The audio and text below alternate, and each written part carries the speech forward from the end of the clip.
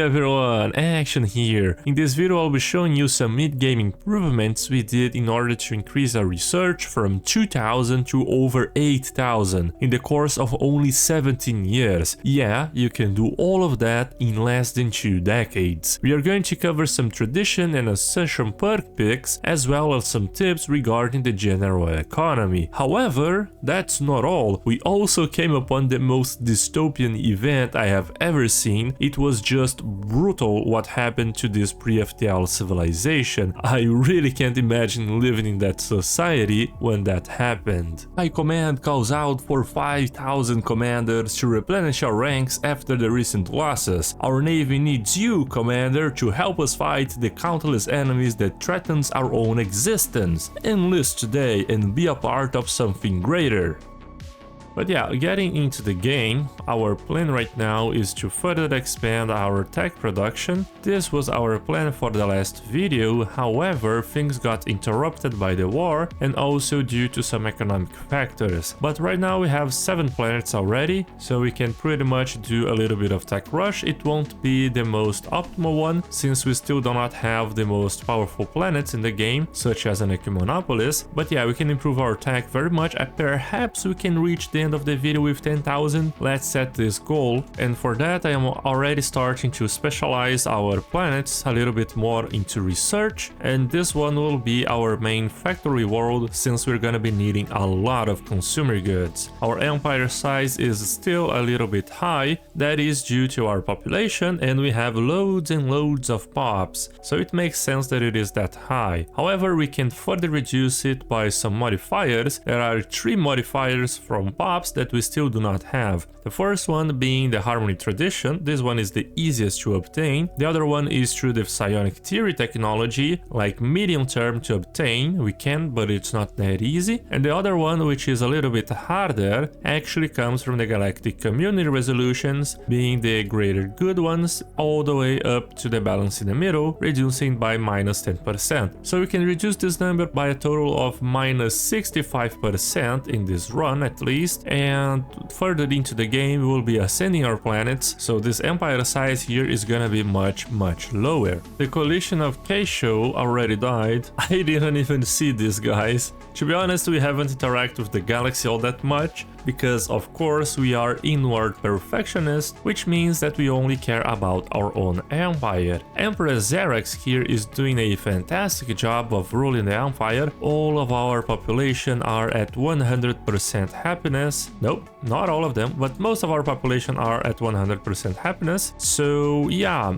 things are looking quite decent for our empire. And one thing that is very important is that we got the Supreme Alloy technology from our Pre-FTL civilization. Now this technology is one of the best ones in the game, especially now that we don't have the buildings to improve our metallurgious alloys base. This one increases by 0.5 without changing the upkeep, so it is completely broken. In the previous patch what we had was the alloy foundry building, which increases the alloys from jobs by up to +2 I believe, but now that we don't have it, this technology is ever more important. And these are the guys that gave us this tech, these suspicious little reptiles. Well, I just realized that they have a size 25 world. That's kinda appealing to us. So since we are xenophobic and inward perfectionist, I don't believe that our Empress is very happy with this empire inside our borders. So why don't we send a message to her to talk about this, and perhaps we can do something there. Let's start the research of our Gene Warrior army, basically the Space Marines of Stellaris, and we're gonna be building them to invade the Pre-FTL civilization by the name of our Celestial Empress. Now that we have our Gene Warriors, why don't we build them? They only cost 250 minerals each, so what about 10 of these bad boys? I think that's gonna be enough. Oh, that's fantastic. The psionic theory technology actually rolled for us. Since we are a spiritualist, we have a good chance of rolling it, but I didn't think it was going to appear this far. Here we have the Proxima Centauri B and Mars to terraform. Mars is size 13, a little small, but Proxima Centauri Centauri be is a size 20, which is fantastic for us. First, we're gonna activate the terraforming gases. This edict reduces the terraforming time by half if you don't have any other modifier, so plus 50% terraforming speed, fantastic for us. This means that instead of taking actually 4800 years here, it's only gonna take 24, so a little bit less. We also finished the research of the orbital ring technology, and what I like to do after we research this is build one construction ship for every single one of our planets, so we instantly build the orbital rings in all planets that we control. What is this, man? The ancient facility on Alpha Centauri. Synergizes translated a final log entry from the BIOS lab computer on 2 Soons, so we can destroy everything and gain 250 minor artifacts, or we can complete Galebor's work, It Holds Promise, giving us 20% progress towards this technology that is gonna increase our organic leader lifespan and our biopop growth speed. So, it's an interesting decision here. These powerful immunology boosters make disease a thing of the past, may cause serious side effects. Yeah, what our empire would do, right? A purity-based empire. I mean, we have done so many genetic modifications to our body, however we are staying pure to them. This one could be a fine addition to our genetic collection, but I don't know, it kinda scares me and the Empress herself to have something that an alien species produced inside all of our population's body. So I'm gonna decline this for now. We are gonna destroy everything. But of course, this is because of our empire. I think that the most beneficial option in terms of power in the game would be to actually accept the technology. If any of you guys have ever come across this dig site, this is the one, the ancient facility. Let me know in the comments down below if this technology actually has any kind of side effects. Now that the species on Comfring First are partially aware of our existence, perhaps their government know who we are, but the general population still does not have a single slide of an idea about our kind. So before they become fully aware, let's surprise them with an attack using the Relentless Star Hunters, a very fitting name for a fleet that is gonna do that, commanded by the Xerax. We are gonna arrive there, followed by our Space Marine armies, comprised of 517 Navy strength. Let's hire a commander, perhaps Zir here. He has the Careful trait, meaning that he won't destroy the planet whilst engaging it. Now that all of our construction vessels are built, let's start constructing the orbital rings across all of our planets. This building is extremely important to improve your job efficiency, and it actually also improves the amount of districts you have on your planets by +4. So now that districts are the most important part of your planets, you definitely want to maximize them, and since this orbital ring is pretty much a free thing, you just have to pay a little bit of influence and a little bit of alloys, and that's it.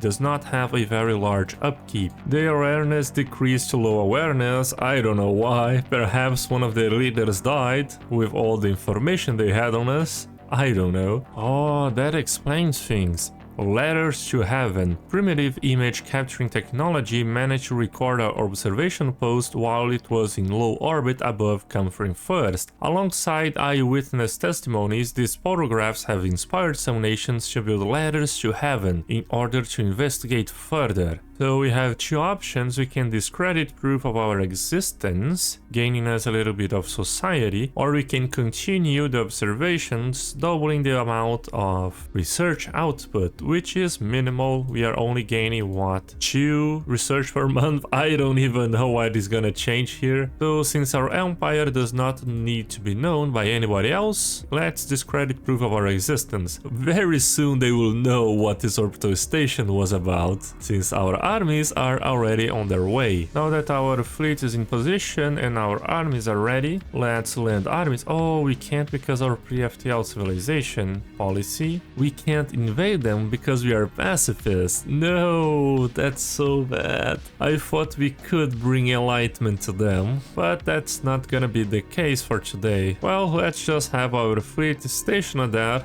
actually a little bit further, because if they somehow awaken from their empire and claim the systems for them, well, they're gonna create instantly a starbase of their own, and that's not gonna be good since our fleets are gonna go missing in action. Now that we have started finishing up our orbital rings, we can start upgrading them because we have so many influence we stored due to our power projection of 4, and also because we aren't expanding any further, and also we can't claim systems because we are pacifists. What? The devs changed the existential campaign symbol? But like, how are we gonna activate the existential expulsion if we are pacifists? I don't think that's gonna work out though. But let's try, let's research it and see how things work. We finished up the supremacy tradition, and now things are gonna start snowballing pretty hard. We are gonna first pick the archaeology project, the sanctioned part, and now we'll start ascending our colonies to archaeologies, starting with our home system. However, here we are producing a lot of basic resources, so perhaps we must do this in one of our regular tech worlds first. That is, until we stabilize our basic resource production and keep it all on low land, and then we shift up and make our capital world a only research world. Now that we have our battleships technology, it is only fair we start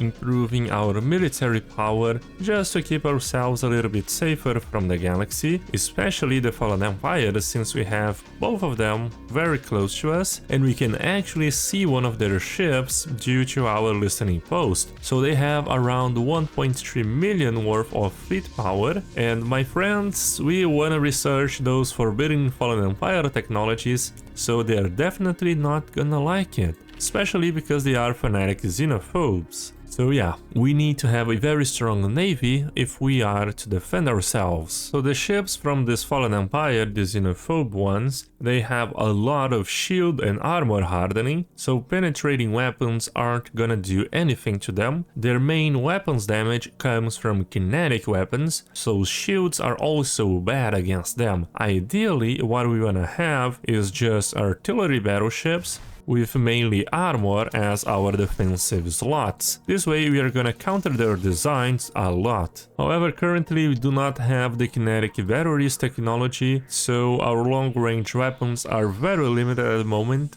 I think I'm gonna actually wait until we have that technology to start producing our battleships. Asteroid approaching the countering first, which is the Pre-FTL civilization. Now hopefully we'll save them using our starbase here.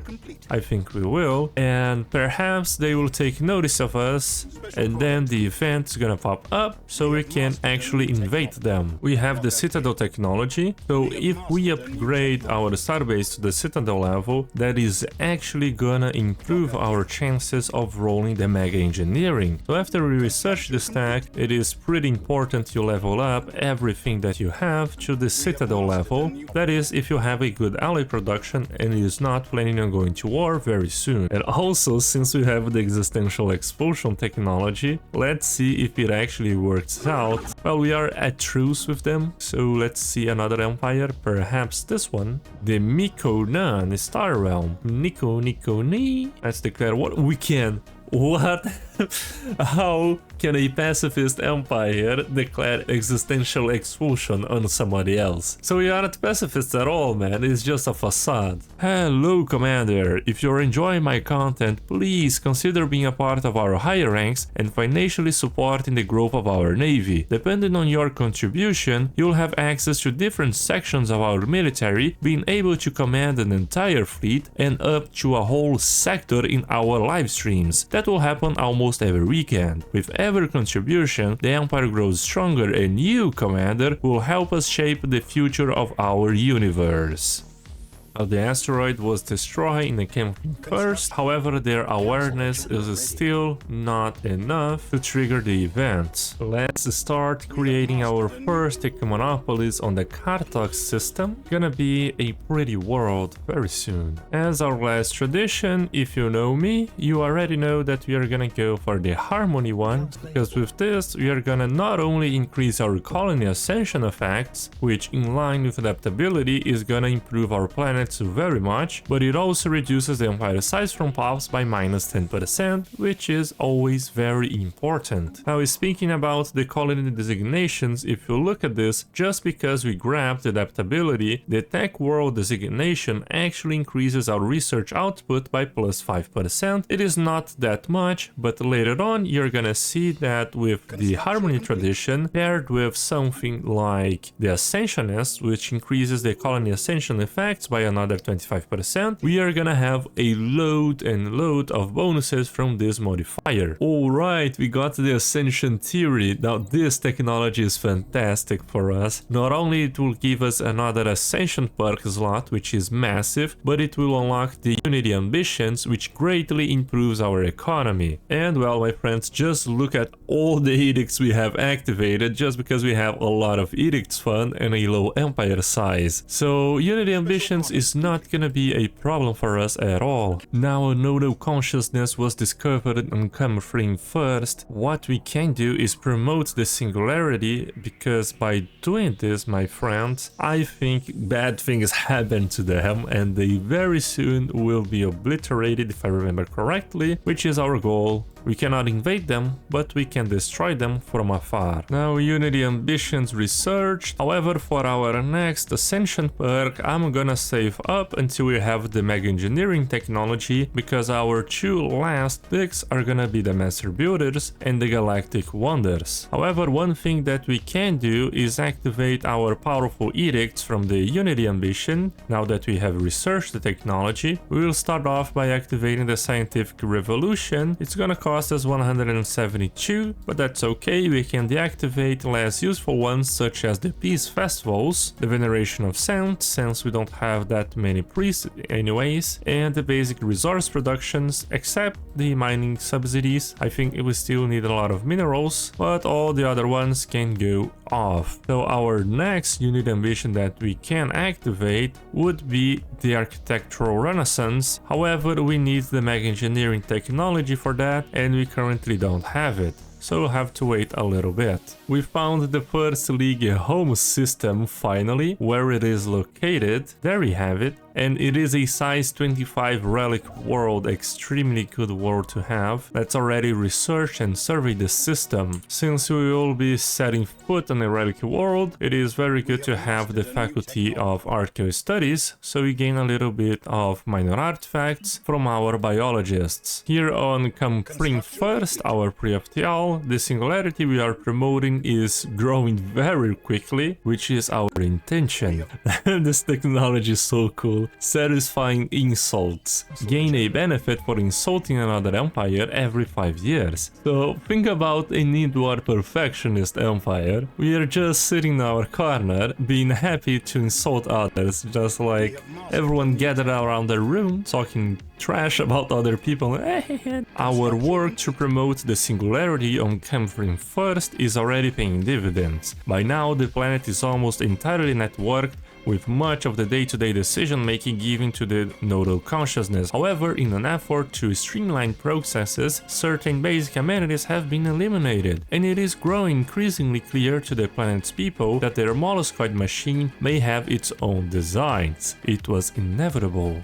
In the Communion, the singularity has dawned on Camphrin First. Within hours of its ascension, the hive mind had absorbed more than 90% of the planet's population, and the few individuals who remain are already being hunted down. We stand witness to the birth of a singular consciousness. This is so dystopian. Can you imagine actually living in that empire? Out of a sudden, a molluscoid take control of everyone here and start devouring them. Holy, that's scary.